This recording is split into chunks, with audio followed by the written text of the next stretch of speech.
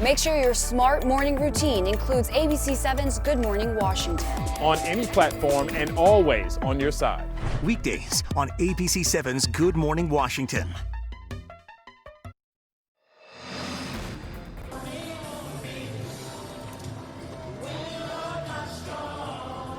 A large crowd of peaceful protesters fill the streets of D.C. for a sixth night, all with the same message.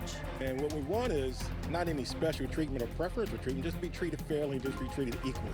Tonight, how they're responding to the new charges filed against the 4 Minneapolis police officers connected to George Floyd's death.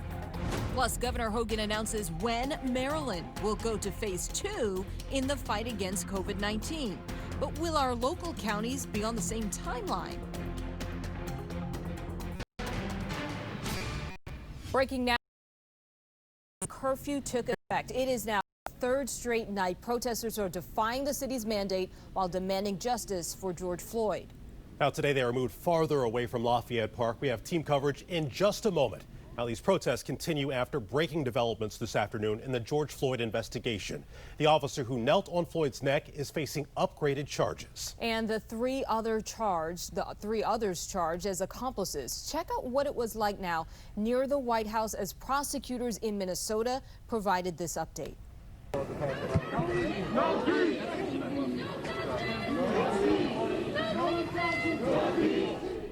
Chants of no justice, no peace. They also chanted George Floyd's name as well as Breonna Taylor's. Today, the prosecutor leading the legal fight in Minneapolis asked for patience and had this message to Floyd's family. George Floyd mattered. He was loved. His family was important. His life had value. And we will seek justice for him and for you, and we will find it. So here is where things stand tonight. Officer Michael Chauvin, who had his knee on Floyd's neck for nearly 9 minutes, now faces second-degree murder. The 3 other officers who took part in that arrest are now charged with aiding and abetting. And new tonight, the coroner's report shows that they found remnants of the coronavirus in George Floyd. Now, he had previously tested positive for COVID-19 back in early April. After recovery, remnants can remain in the body. So this does not mean that he was sick and does not change the medical examiner's conclusion that Floyd's death was a homicide. Happening now, large crowds remain as close to the White House as possible. We have Heather Graff and Annalisa Gale right back in the middle of it all. Let's begin, though, with Heather Graff and the reaction to these new charges, Heather. Well, Michelle, still a massive crowd out here on 16th Street Northwest. I want to show you the scene playing out to my right, and you will see protesters coming face to face with members of the National Guard who are keeping the crowd much further back from the White House and Lafayette Square. But despite some frustration about that, the demonstration has been peaceful thus far this evening. The crowd chanting, kneeling, and at times even singing as they continue protesting over the death of George Floyd. Many are also reacting to today's update that all 4 Minneapolis police officers who were seen in that disturbing cell phone video have now been arrested and charged. For me, it's not helpful enough, but it's a start. You know, I have to be grateful for something, but it's not done.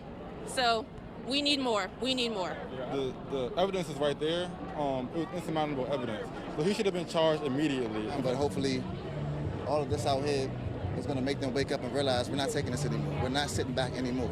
There's so many other black bodies whose killers are not yet prosecuted or even charged with anything.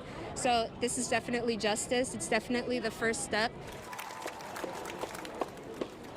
And that last person you heard from was part of a group of medical students from Georgetown, Howard, and GW universities who received cheers from the crowd when they showed up holding signs that said white coats for Black lives. That was one of many powerful moments that we witnessed today. And as we give you another live look here at the scene on 16th Street Northwest, we should mention that a 9 p.m. update from the office of Mayor Muriel Bowser showed no arrests so far today. Of course, everyone hoping it stays that way. DC police have said they will not enforce